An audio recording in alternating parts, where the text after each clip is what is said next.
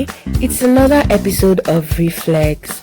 You know who is excited? Me, because you've been listening and been following. Thank you so much. I really appreciate this. Thank you and keep listening. Don't forget to like, subscribe, and I'd also like to know what you think of the story so far. Abimbola couldn't control herself as she was burning up with the desire for him to touch her. Where that came from, she didn't know. Moments later, his lips were on hers and she couldn't stop him. Her heart was beating fast. Before she knew it, they were both on the floor, his hands and mouth exploring her whole body in ways no one ever had, and her body betraying her by clinging to his every touch. About an hour later, a phone rang. It was Kay. He apologized for not being reachable because he had to switch off his phone as he was entering the emergency ward at the hospital and he was on his way back. He wanted to know if she was still at the venue of the dinner, and she said she was. When Kay got there, he saw Fred and thanked him for staying with her till he got back. He noticed something was wrong. He noticed that Abimbola had been crying. He asked her if she was alright and she said she was. Not wanting to push it, he dropped the subject and reasoned that she was only tired.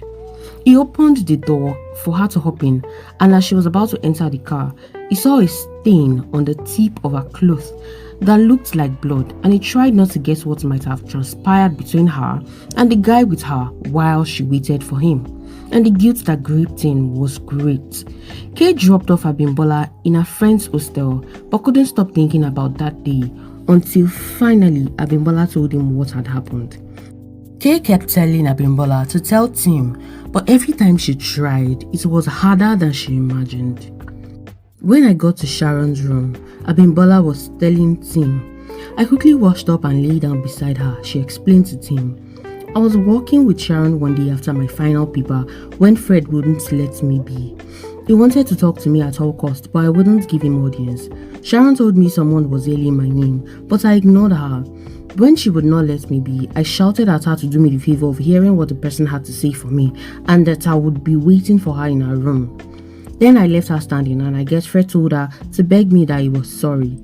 Tired of sitting, Abimbola stood up to stand by the door.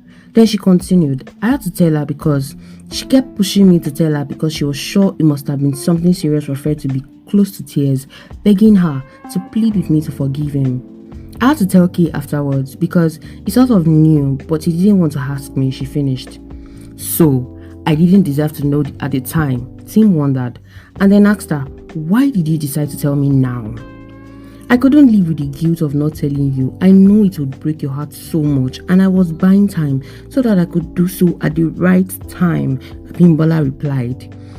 Tim thought for a while, then asked her one thing he knew but wanted to be sure of. So, it was your first? Yes, she said. Do you love him? He asked again.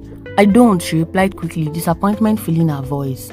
It was just a one-time thing, and I tried not to see him after that day. I swear, that's the only time it has happened. I love you. You are the one that has my heart. I know I've messed things up, and I'm sorry. I would understand if you want nothing to do with me anymore. I don't deserve you. All I need is just your forgiveness, Tim. Please forgive me, she pleaded. It's true that men don't cry, but there and then, Tim broke down in tears. He had trusted Abimbola, and now he was not sure he could do so anymore. The most painful part was that his trust had been betrayed, thrown all over his face. He was grateful that she told him, although it was hard, and he was working so hard to forgive her. Now, Abimbola was already sitting on the floor, her back to the door. Fresh tears flowed unrestrained from her eyes as she saw how broken Tim was, with his eyes flowing freely of tears. Tim stood from where he was and moved close to where Abimbola was on the floor. He stretched his hand to pull her up from the floor, but she cowered, thinking he meant to hit her. He was disappointed that she would even think that he would hit her.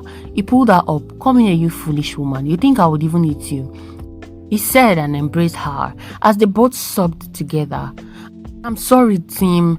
It was all a mistake. It just happened. She wanted to go on and on to explain how sorry she was that it happened and how she would never see Fred anymore. Shh, he hushed her, patting her back. He pulled her away from his embrace and led her to the bed where they both sat facing each other. He then said to her, Bola, it's hard. I cannot promise to forgive everything you've told me, but I can work on forgiving you. Oh, it's hard, but I will forgive you, that's sure. I love you, Abimbola Curtis. I do. I really do love you, no doubt, and I still want you. He drew her into a deeper embrace and tried to calm her down. Thank you, Timothy. I love you too. I promise I won't do this again. It will never happen again, she said, grateful. It was just like yesterday, and Tim remembered that time like it was yesterday indeed. It was hard, but he started to trust Abimbola again. Then she went for service. All seemed well while she was away at Zamfara, although it took a while. They started talking almost every day afterwards, until she became too busy for him. He felt that because of the stress of NYC and all the activities she became busy with, she couldn't talk to him like they used to. One day, 2 months later, a core member, Terry, a Delta boy, who relocated from Zamfara to Ibadan, came to serve in the company where Tim worked, and while he was with them, he saw a screensaver and said to him, "Bros, you serve know this babe." Terry talked freely with everyone, and out of curiosity and knowing that he must have camped in the same place with Abimbola, being that he also served in Zamfara State, he asked, "I know how, did you meet her in camp?" "Bros, I over meet her sef," he said with his worried accent. "Two of my paddy them, they chop am." Scratching his head, he said, "I must chop her himself too, but I just changed my mind. The girl just lose anyhow." Tim was shocked. When he thought the worst was over, it only waited for the right time to resurface. Sensing that something was wrong, Terry asked, "Bros, you there okay?" "I'm fine, Terry." He knew he couldn't and shouldn't ask, but the inquisitiveness in him would not let it slide. "Tell me, your friend, did they relocate like you or they are still there?" "Relocate? If I hear relocate, maybe she won't relocate oh. But my guy Freddy, sharp guy, he no relocate." He ranted on. "Wait, did you just say Fred?" Tim asked. "Yes so, Freddy no dey waste time. On top say, he like the girl and he talk say them get chemistry before. Plus, the girl like am small. Wetin dey worry me be say the girl get one guy for area. She go dey follow that one talk every time, and the poor guy go dey think say she truly like am. Sharp girl. She dey chop my guy. They deceive another one for house." Terry chattered on innocently in pidgin. Tim no longer listened. That was when he put 2 and 2 together. He realized that the same Fred had been posted to the same state as Abimbola, and the affair had continued.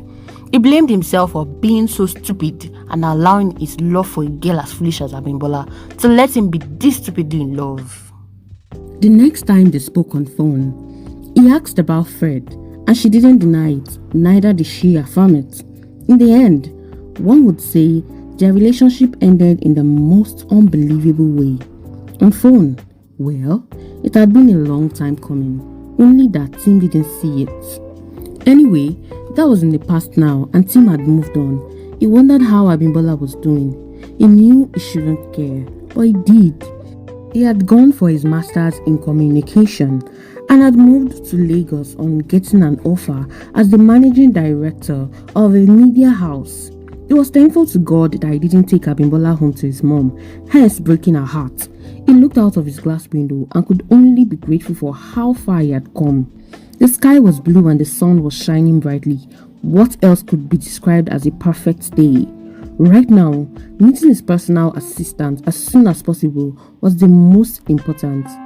His company had put out a vacancy for a PA for him, and the company they outsourced the job to had gotten a candidate who would be resuming that day, and he was wondering why she wasn't there already. He already had an issue with the fact that they got him a lady. Did he have to put up with a late comer too? He quickly walked to his table and wrote something down on his to-do list. He would be off work as soon as she arrives and he meets her. He didn't know if he would be in the office the next day. He buzzed the intercom for the secretary while he sat down, waiting for her to knock on the door. Thank you for tuning in and for listening till the end of this episode. You are the real MVP. Thank you so much. So till next time, please stay tuned and like, subscribe, and turn on your notification for the next episode. So until then, please do take care of yourself. Bye bye.